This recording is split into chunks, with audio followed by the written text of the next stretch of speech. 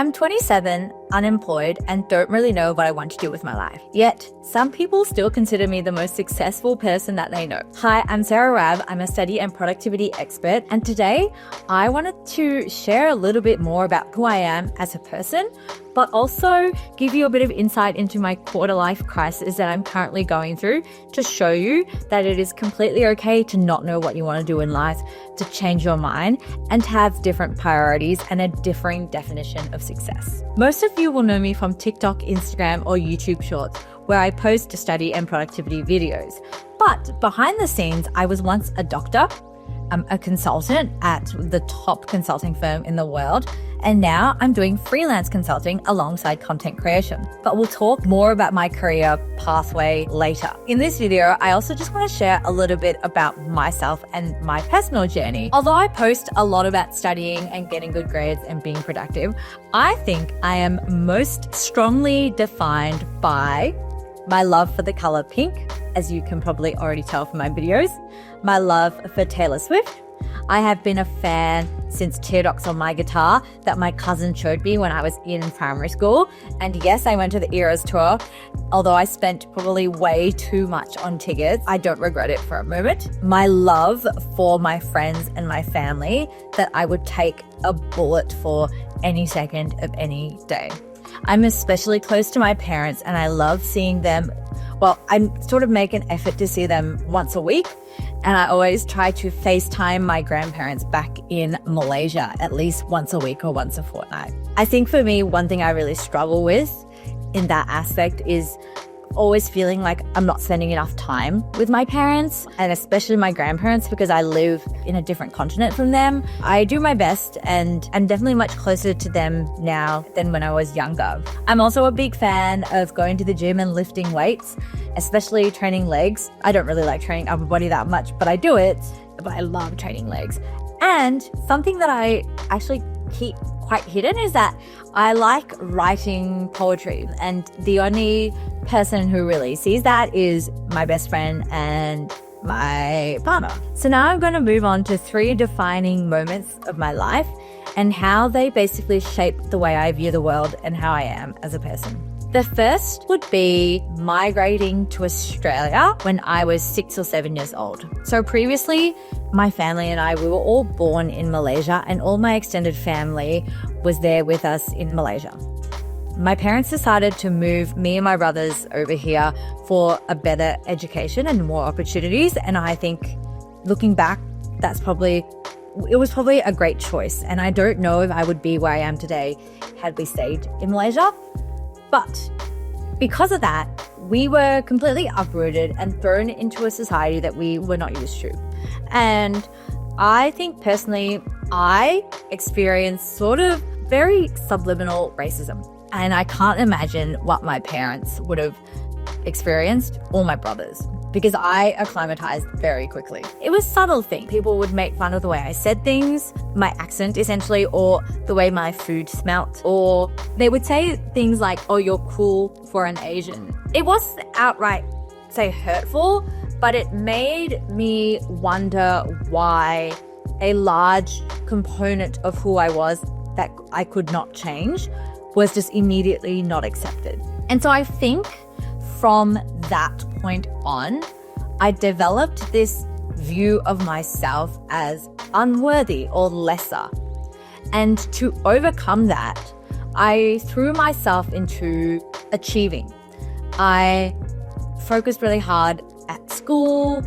I focused hard on my sports, on my music, all the co-curricular activities, leadership, and so on and so on, as a way of sort of proving myself as worthy. And, rightly so, the more I achieved, the more positive attention I got. And so it was a positive reinforcing cycle. The problem was that the other reason I felt worthy was because of what I was doing, not because of me accepting who I was as a person. And so yay for achieving stuff, I guess. I learned the right tools and strategies to then be a high achiever. But I also spent so long with my psyche when I was ill later on in life, trying to undo those thoughts and beliefs about myself and actually be okay with not ticking boxes and achieving things. And that was really hard. It's so much easier said than done, but if you've grown up believing that you're only worthy because of your achievements, it's really hard to then sit back and say, hey, well, hang on, what about me do I like that isn't linked to achieving? When I sort of went through med school and later on, I've really found people who just accepted me for me and embraced every part of me, including my background and my ethnicity. And it got easier. But what I also had to work really hard on is just what do I like about other people and how can I show that love to myself? And that didn't take away my drive to achieve anything, but what it did was that it took away the stress of achieving things. It was I can achieve things because I want to, because it's fun to do, but it's not if I don't achieve it, I'm a failure and I hate myself and I have no self-worth. If I don't achieve it, it's well, I tried. It doesn't matter. I'm still a nice person. I still am a patient, generous person sort of thing. You understand the lesson that I'm trying to teach you, right? And I'm still learning it. So don't feel like I'm sort of just preaching at you. I'm just trying to share my learning and my experience. And it's something I wish I had an older sister to teach me when I was younger. Second defining moment, meeting my best friend, Jess, which I think happened when I was 23 or 24. And we were just coming out of COVID in Melbourne, Australia. So we met up and we went for a coffee. I got a chamomile tea. And basically from then on, we hit it off. And it's weird because I hear stories of people having childhood friends that they're inseparable from their entire life. And I envy that. But at the same time, Jess and I met and it was basically we'd known each other for lifetimes.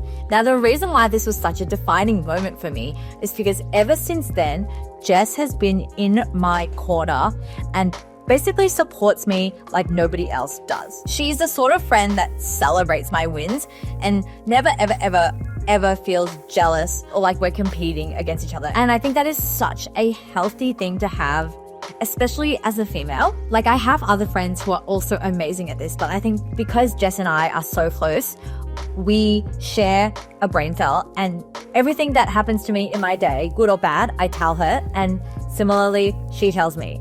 And I think having that support has really just helped me push myself further because there's somebody that I can celebrate with and somebody that I can sort of console myself with or whatever. But it's you're not doing this alone. You have somebody that you can share everything with. And I love that. But actually, more importantly, and this just came to me, the reason why she's so important to me is because she actually does celebrate my achievements. I just realized this. What I found growing up, because I had set the bar so high for myself, people just expected me to achieve things. I remember I hit 1 million followers on Instagram or TikTok. And the first thing my dad said was, all right, when are you going to get to 2 million? Or I had sold X amount of copies of my ebook in high school. And my friends were just oh, why don't you try this market instead? And you can make more from this or that. And so when I achieved things that I thought were really important, even graduating with an ATAR or whatever, there was some celebration, but it was always sort of just oh, that's Sarah. Of course you did that. Whereas with Jess, it's not like that. Every single achievement, even if it's just getting out of bed in the morning, we celebrate each other so much. And I think that's super important. But also at the very core of it, we know that we could just rot and do nothing and we would still love each other and support each other in doing that just as much. Finally, quitting my job. Now, I don't know what the lesson is from this yet because I'm still learning it, but it's a massive point in my life because if you had talked to me in year 12, you would have actually discovered that I wanted to do something businessy / commerce-y. If you actually asked me if you could do anything in the world, what would it be? I would have told you I would be a CEO of some business that I created for myself. The reason why I didn't do it is because I thought it was too risky. I thought my view of really successful founders and startups and business was that sometimes it's just a matter of luck. Either you have a really good product idea or you don't. And if you do, then you're very likely to succeed. And if you don't, then you don't. Because I thought that, I thought medicine was a more stable and less risky career option. And so that's why I pursued medicine. What I've learned since then from my friends who are founders and even just learning the industry is that yes, you can have a good product idea or a bad product idea, but it's also inherently who you are as a person. For example, if you have a bad product idea, but you're a really driven person and you have resilience and you have grit, that product idea might fail, but you'll just find another one and you'll find another one and you'll find another one until something takes off. But also if you have like an average product, but you have really good business acumen, you can make a big deal out of that versus someone with a great product and none of the other skills required to own a successful company. So now that I know that, I have much more faith in myself, in my ability to do something in that area. I don't know what that is yet, so I'm just trying to work it out. The most important thing to me about me finally taking the leap and doing my own thing is that I've always wanted to have an impact, to leave a legacy. To me, I could make $0, I wouldn't care, but as long as some people could walk around saying, I learned this from Sarah and it has changed or improved my life in this way, that would be the most important thing for me. And that is why owning a business or creating a product or whatever it is that I end up doing is sort of what I've always wanted to do with my time. I will say it wasn't easy to get to this point, right? I had to go through medicine and realize that that wasn't for me. And then I spent 2 years consulting and I had to realize that that also wasn't for me. And one of the biggest things that made me realize that was unfortunately being really burnt out. And the reason why I got so burnt out was because of a really emotional and hard time for myself. I had some personal issues going on, mostly related to a relationship. And because I had put all my emotional energy into that, I had nothing left to give it work. And so I got really burnt out. The other reason why I left my previous job was because different things are now taking priority. I sort of grew up with really frugal parents and they used to fight a lot about money. So I sort of believed over time that money was really important. Chasing money gives you security, stops your parents from fighting, that sort of thing. Now that I have earned money, I realize that I have different priorities. One of those priorities is being able to see my parents every week, going to the gym, all those things that I said that I love earlier on.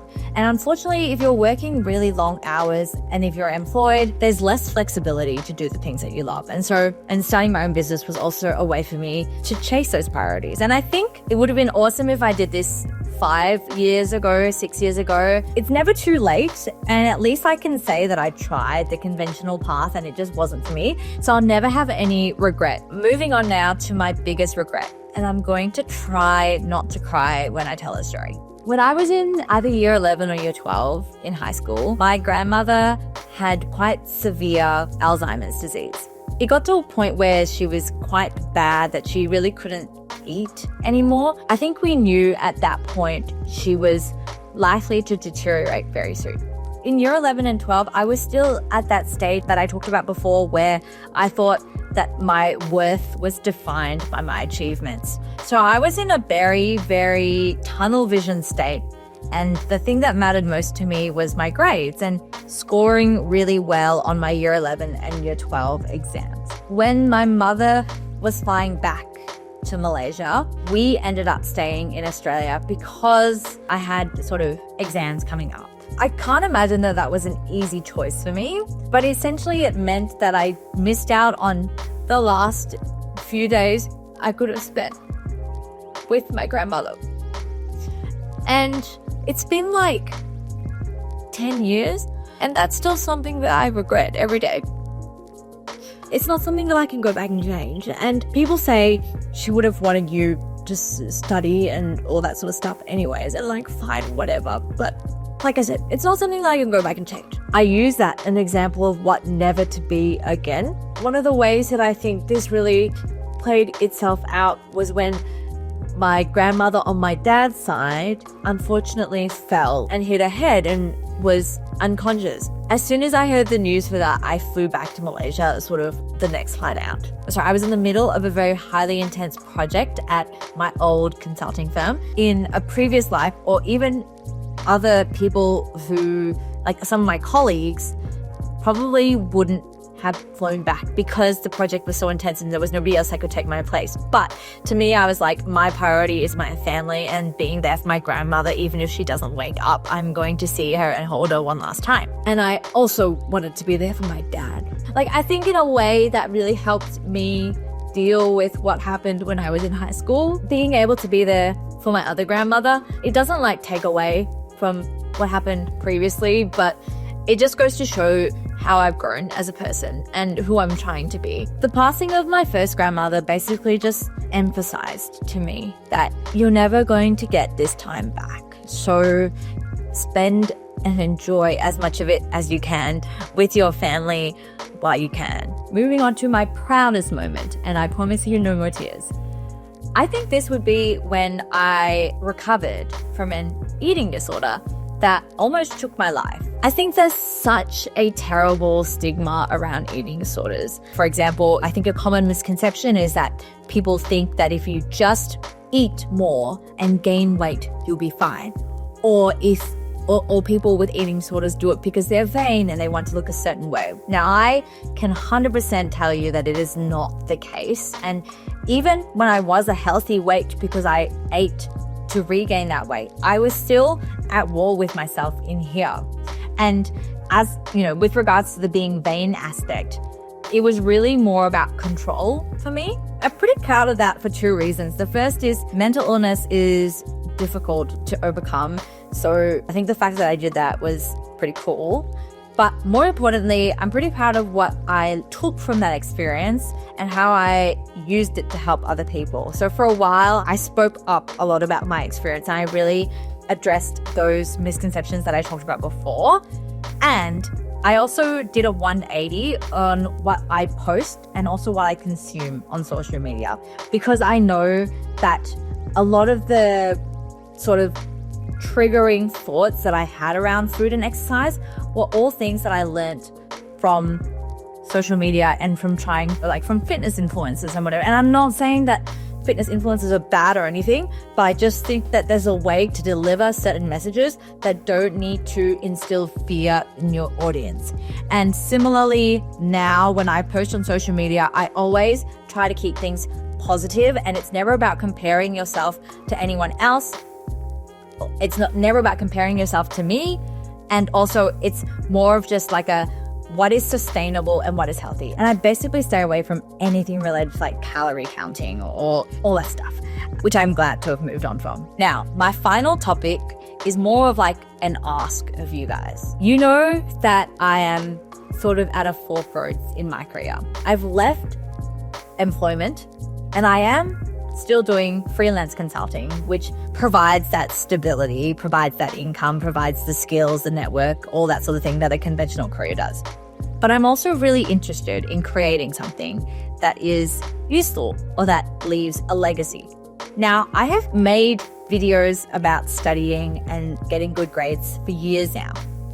And I love doing that, but I sort of feel like I've outgrown that. I am a few years out of uni and I'm no longer really a student. I'm 27, as most of you know, and sometimes comment on my videos about, which is a bit rude, but like, it's fine. And so I'm just like wondering where to go from here.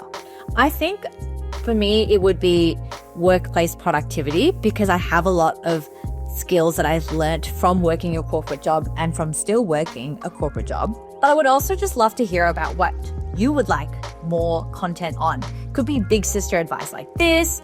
It could be advice for parents, anything. I would just love to know, because I really want to keep building this relationship with you and I'd love to grow with you. The underlying message, no matter what niche I go into, is that it's all about your mindset, right? Either you believe you can do something or you believe that you can't. And that basically decides if you can do it or not. If you believe that you can do something and you keep going until you achieve it, no matter how many times you are kicked back, no matter how many times someone tells you no, you'll get there. It's exactly like what I was talking about when I was referring to founders that are really successful. It's just about a mindset. It's about that determination and it's about that grit. So hopefully, if I can create content around that and you'd be interested in that, maybe that's something that I can do. But I would just like to know what you're struggling with, because then I can tailor that to you. I can tailor that message to you specifically. Anyways, that's all.